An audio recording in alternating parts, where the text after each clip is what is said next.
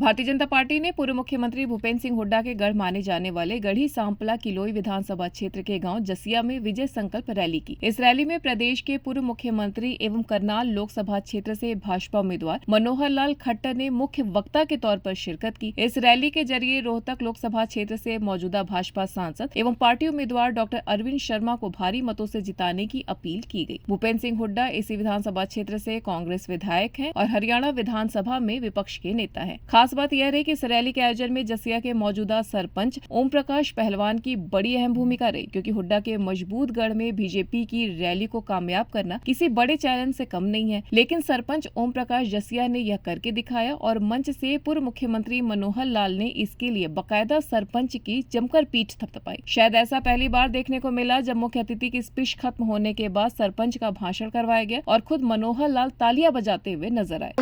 2014 से पहले आप देखें किसानों की हालत क्या थी और 2024 के तक देखें अभी जेपी दलाल जी ने आपको बताया कि किस तरह से आपकी एमएसपी, किस तरह से आपकी फसलों की जो आमदन है वो दुगनी से भी ज्यादा हुई है। ये मोदी जी की जो है देन है और हरियाणा में मनोहर लाल खट्टर जी की देन है। कहीं भी कोई भी किसान हो, मजदूर हो, दलित हो, बैकवर्ड हो, नौजवान हो, कर्मचारी हो, व्यापारी हो, छोटा व्यापारी, बड़ा व्यापारी, हमारे स्वतंत्रता सेनानी, शहीदों के परिवार, कोई भी किसी भी खिलाड़ी के लिए और आप देखें बुजुर्गों के लिए, महिलाओं के लिए कोई तबका मोदी जी ने छोड़ा नहीं। उनके लिए, सबके लिए काम किया और इसी तरह से सभी साथियों ने मिलकर के इन बातों को आगे पूरा किया। मैं साथियों में एक बात आपसे कहना चाहता हूँ, जब हम पिछली बार सांसद बने थे, पिछली बार हमने एक बात रखी थी कि अभी बहादुरगढ़ से सांपला तक मेट्रो लेकर के आएंगे। मनोहर लाल जी ने बहादुरगढ़ से आसोदा तक मेट्रो का काम किया। हमें ताली बजा करके स्वागत करना चाहिए। और मैं अब एक बात और कहता हूँ कि अभी आसोदा से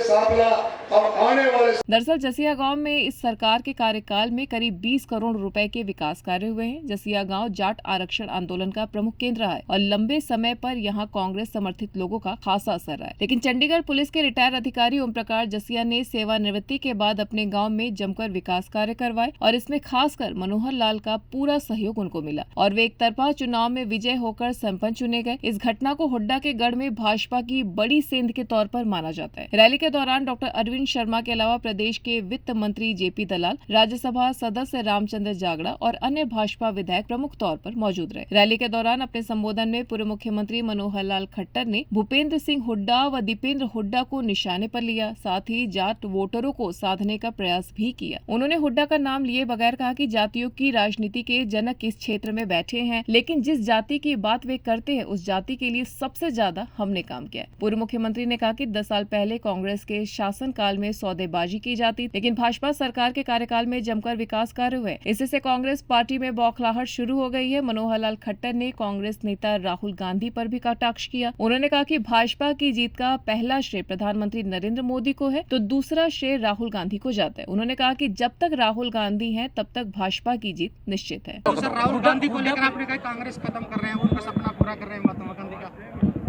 मैं तो कह रहा हूँ कि अगर भारतीय जनता पार्टी को आगे बढ़ाने में दूसरे नंबर पर मुझे किसी को रखना हो नरेंद्र मोदी जी के बाद, तो उन्हीं को रखता हूँ। अच्छा सर, हुड्डा परिवार एक ही बात कहता है कोई भी जनसभा में, वो कह रहे हैं कि ये रोहतक लोकसभा हॉट सीट है और इसका रास्ता दिल्ली भी जाता है और चंडीगढ़ भी जाता है। नहीं तो सब जगह का रास्ता चंडीगढ़ और यानी दिल्ली जाता है। उनको हमने दिल्ली भी भुला दी है और उनको हमने चंडीगढ़ भी भुला दी है। दिल्ली जाने वाले इनके नेता तो दिल्ली कई बार भूल भी जाते हैं किधर दिल्ली है। दूर जाके पूछते हैं किसी बूढ़े से कि भाई मैं दिल्ली जाना कितना टाइम लगेगा, बोलते अगले जन्म में। कि अगले जन्म में क्यों? दिल्ली तो मुझे नज़दीक बताया गया कि नहीं, दिल्ली तो छूट गई है, अब पूरे पृथ्वी का चक्कर काट के आना पड़ेगा दिल्ली पहुंचना। तो अगले जन्म में आएंगे, उससे पहले नहीं आएंगे। सर, कांग्रेस के घोषणा पत्र पर जिस तरह से नरेंद्र मोदी ने कटाक्ष किया था और मुस्लिम एक ठप्पा बताया था, उसको लेकर काफी आलोचना हो रही है। नहीं, निश्चित रूप से उन्होंने जिस प्रकार की योजनाएं बनाई हैं माइनॉरिटीज़ को कह करके, और उनका वोट बैंक किस नाते मान के चलते हैं। हालांकि ये 3 तलाक के विषय को लेकर के भारतीय जनता पार्टी के प्रति भी, मोदी जी के प्रति भी एक अच्छा उनका यानी एक बना है मन में कि भी ये 3 तलाक जैसी कुरीति, इस कुरीति के प्रति भी एक अच्छा उनका यानी एक बना है मन में कि भी ये 3 तलाक जैसी कुरीति, इस कुरीति को कांग्रेस कितने सालों से ख़त्म नहीं कर पाई है। विचार बहुत समय से था, यानी मुस्लिम समाज में से था, मुस्लिम महिलाओं से था, लेकिन मोदी जी ने झटके में उन्होंने बहनी यानी इस बात का सर 2 दिवसीय आपका रोहतक दौरा था, आप रात को भी यहीं पे थे, क्या विशेष रणनीति रोहतक लोकसभा की सीट से? मैंने रोहतक लोकसभा अडॉप्ट कर लिया। सर गहनों की भी बात की कि गहनों पे जो कब तक जब तक मेंबर पार्लियामेंट नहीं बनेंगे हमारे डॉक्टर के लोगों ने भी ज्वाइन किया है, डिमांड भी आपके सामने। हाँ बिल्कुल डिमांड भी रखी है। उनकी डिमांड्स को आखिर चुनाव आचार संहिता के बाद विचार करेंगे, क्योंकि अभी आचार संहिता से पहले तो ये चीज़ें संभव नहीं है ना करनी। लेकिन सर कांग्रेस कैसे मतलब मंगलसूत्र और गहनों पर लगा हुआ है कैमरा? देखिए उन्होंने जिस प्रकार का कहा कि हम सबकी संपत्ति का सर्वे कराएंगे, पहली बात तो है कि सर्वे कराने का तो उनको अवसर मिलने वाला नहीं है। न 9 मण तेल होगा, ना राधा नाचेगी। वो तो करते हैं ना सत्ता में आके सर्वे कराएंगे, वो सर्वे वाला तो भूल जाए। लेकिन अगर मान लो सर्वे की बात उनकी हद माने भी सही, तो सर्वे करा के कहते हैं कि हाँ उस जो संपत्ति को बांट देंगे लोगों में। इसका मतलब ये है कि किसी के अपनी कमाई हुई, बाप दादा की कमाई हुई, उस संपत्ति को बांट करके दूसरों को देंगे, ये कौन सा कानून है? ये कोई कानून नहीं है। लेकिन 2 चरणों के चुनाव हो चुके हैं, क्या लगता है हरियाणा में फिर 10 के 10 आप लोग? अभी 2 चरणों का चुनाव तो हमारे हरियाणा में उसमें कोई चुनाव नहीं था।